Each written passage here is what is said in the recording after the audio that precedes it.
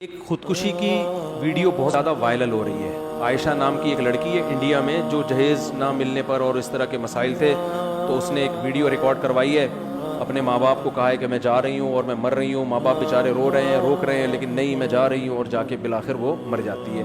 مجھے نہیں پتا یہ حقیقت ہے یا فیک ہے. ہم فرض کر لیتے ہیں حقیقت ہے, ہو سکتا ہے. میں اس لیے نہیں کہہ رہا کہ یہ دعویٰ نہیں کر رہا کہ فیک ہے, بھائی مجھے تحقیق نہیں ہے, نہ میں نے اس کے والدین سے فون پہ بات کی, مجھے نہیں پتا, لیکن بظاہر حقیقت لگ رہی ہے. فیک لگتا نہیں ہے کہ فیک ہے.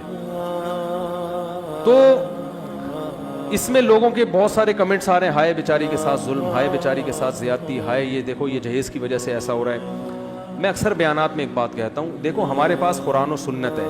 جب قرآن و سنت سے ہمیں رہنمائی ملتی ہے تو ہمیں کسی اور چیز سے رہنمائی کی ضرورت نہیں ہے.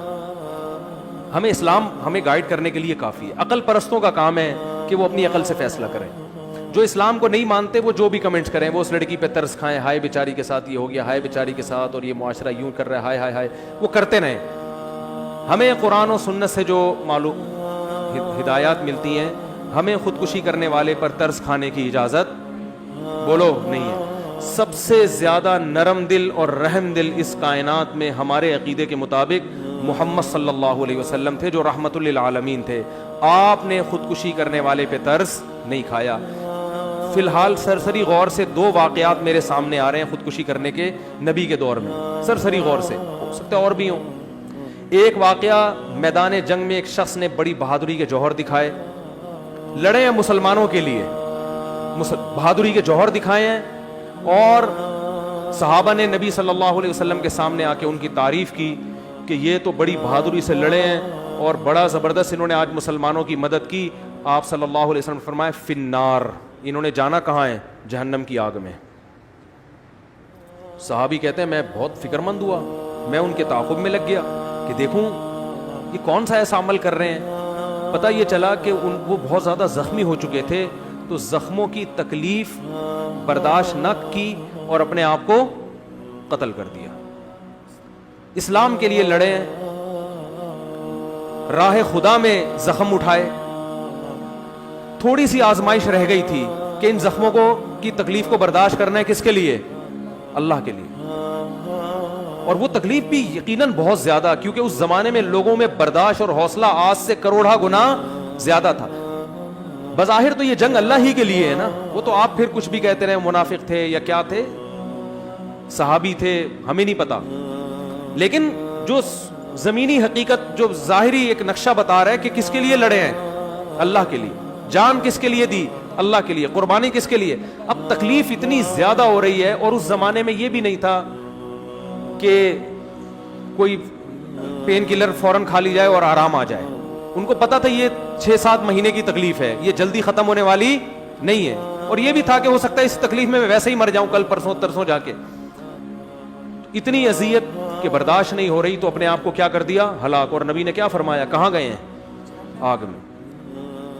تو یہ خودکشی معمولی جرم بولو نہیں ہے. دوسرا واقعہ, ایک شخص نے خودکشی کی جو کلمہ گو تھے. نبی صلی اللہ علیہ وسلم نے جنازہ پڑھنے سے انکار کر دیا. اس وجہ سے علماء نے کہا کہ اگر کوئی خودکشی کرے تو قوم کا مقتدی, رہبر, مسجد کا امام اس کا جنازہ نہ پڑھائے, عام لوگ جنازہ پڑھائیں, کیونکہ ہے بہرحال مسلمان. جو جنازہ ہوگا عام پبلک پڑھائے گی. کسی مشہور شخصیت کو جس کے جنازے کو لوگ فخر کرتے ہوں کہ ہمارا جنازہ فلاں, ہمارے لواحقین کا جنازہ فلاں نے پڑھوایا, ہوتا ہے نا, بعض لوگ کہتے ہیں بھی فلاں سے جنازہ پڑھوائیں گے, مشہور آدمی ہے. تو ایسا شخص, کیونکہ کیا ہے کہ نبی صلی اللہ علیہ وسلم اگر جنازہ پڑھاتے تو یہ ایک فضیلت ثابت ہوتی کہ ان کا جنازہ کس نے پڑھایا ہے, نبی نے. آپ نے ان کو اس فضیلت سے محروم کر, حالانکہ ان کو تو زیادہ ضرورت تھی کیونکہ وہ گناہ کیا ہے, تو نبی کی توبہ کی ان کو زیادہ ضرورت ہے. لیکن آپ صلی اللہ علیہ وسلم نے ایک دوسرے پہلو کو دیکھا کہ اگر میں جنازہ پڑھاؤں گا, میں استغفار کروں گا, تو ٹھیک ہے ان کی مغفرت کا چانس ہے, لیکن خودکشی کے جرم کو لوگ کیا سمجھیں گے, ہلکا. ہم دعا گو ہیں, اللہ ہماری اس بہن کی مغفرت فرمائے, عائشہ نام کی جس نے خودکشی کی, لیکن ہم اس پہ ترس نہیں کھاتے, اچھا کام نہیں کیا. یہ قابل ملامت ہے. اگر اللہ اس کو زندگی دے تو اس کو تعزیر لگے گی, سزا ملے گی, اسلامی حکومت ہوگی تو سزا ملے گی, آپ نے یہ عمل کیوں کیا. اور آخرت کی بڑی شدید وعید ہے. نبی صلی اللہ علیہ وسلم نے ارشاد فرمایا, جس نے اپنے آپ کو ہلاک کیا, جس طرح سے ہلاک کرے گا جب تک قیامت قائم نہیں ہو جاتی, برزخ میں وہ اسی طرح اپنے آپ کو مارتا رہے گا. یہ سزا تو برزخ میں ملے گی اس کو. نبی نے فرمایا, جس نے اپنے آپ کو پہاڑ سے گرا کے مارا, عالم برزخ میں پہاڑ قائم کیا جائے گا اور وہ اپنے آپ کو وہاں سے چھلانگ مار کے, جو موت کی تکلیف اس کو ہوئی ہے نا, وہ بار بار ہوتی رہے گی. جس نے اپنے آپ کو جلا کے مارا, آگ میں چھلانگ لگائی, آپ صلی اللہ علیہ وسلم نے فرمایا قیامت تک آگ کے اندر ہی جلتا رہے گا وہ. جس نے اپنے آپ کو زہر پی کے مارا, اللہ اس کو ایک صورت مثالیہ دیں گے برزخ میں, اور وہ زہر کی بوتل, حدیث کا مفہوم بیان کر رہا ہوں, زہر کی بوتل پیے گا, جس ترتیب اذیت سے وہ مرا تھا نا اسی اذیت سے مرے گا. دوبارہ اللہ اس کو جسم دیں گے, پھر اسی طرح مرے گا, اور قیامت جب تک قائم نہیں ہو جاتی یہ عذاب اس کو بولو ملتا رہے گا. لوگ کہتے ہیں اصل میں یہ تو بہت زیادہ بیچارے پریشان ہوتے ہیں اس لیے خودکشی کرتے ہیں. نبی کی یہ جتنی وعیدیں ہیں انہی خودکشی کرنے والوں کے لیے ہیں جنہوں نے خوشی میں خودکشی نہیں کی بلکہ غموں سے بیزار ہو کے کی ہے. خوشی میں کون خودکشی کرتا ہے؟ یہ بالکل ایسے جیسے لوگ کہتے ہیں غصے میں طلاق دی ہے, تو محبت سے اور پیار سے کون طلاق دیتا ہے؟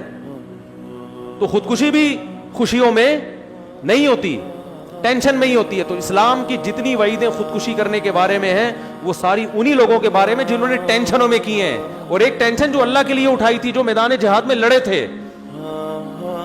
ہاں بعض دفعہ ایسے ہوتا ہے کہ ٹینشن سے انسان کا دماغ خراب ہو جاتا ہے, یعنی پاگل ہو جاتا ہے. تو ایسے اگر کوئی خودکشی کر لے تو وہ گنہگار اس لیے نہیں ہے کہ اس کا دماغی توازن ٹھیک نہیں تھا. جیسے جیلوں میں بعض ایسے واقعات ہوتے ہیں کہ وہ پاگل ہو چکے ہوتے ہیں, تو پاگل ہو گئے, تو اب پاگل کا تو وہ تو کسی حکم کا مکلف نہیں ہے نا. جیلوں میں اتنا ظلم ہوتا ہے بعض قیدیوں پہ کہ وہ دماغی توازن کھو بیٹھتے ہیں, تو پھر وہ خودکشی کریں گے تو وہ کیونکہ دماغ کام نہیں کر رہا ان کا. لیکن یہاں تو باقاعدہ ریکارڈنگ ہو رہی ہے, بتایا جا رہا ہے کہ میں جا رہی ہوں, میں دریا میں چھلانگ لگا رہی ہوں, میں یہ کر رہی ہوں. تو آپ بتاؤ اپنے ماں باپ کو زندگی بھر کی اذیت میں ڈال دیا کہ نہیں ڈال دیا؟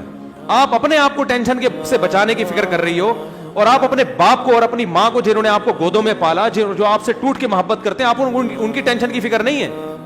آج اس کے ماں باپ بھی اسی دلیل سے اگر خودکشی کر لیں کہ ہماری بچی نے خودکشی کی, ہم پاگل ہو رہے ہیں, ہم بھی خودکشی کر رہے ہیں, تو کیا یہ دلیل صحیح ہوگی؟ تو اس بچی نے اپنے باپ کو بھی عذاب میں ڈالا اور اپنی ماں کو بھی. ماں باپ تو معاف کر دیں گے, وہ تو اولاد سے ٹوٹ کے محبت کرتے ہیں, لیکن اللہ جہاں اپنے بندوں سے محبت کرتا ہے وہاں اللہ کی ایک صفت انتقام لینا بھی ہے. عزیز ذو انتقام, وہ غالب ہے اور انتقام لینے والا ہے. اور اس کا انتقام یہی ہے کہ جو نبی صلی اللہ علیہ وسلم نے فرمایا کہ جس نے جس طرح اپنے آپ کو ہلاک کیا وہ قیامت تک اپنے آپ کو, چاہے وہ کافر ہو چاہے وہ مسلمان ہو,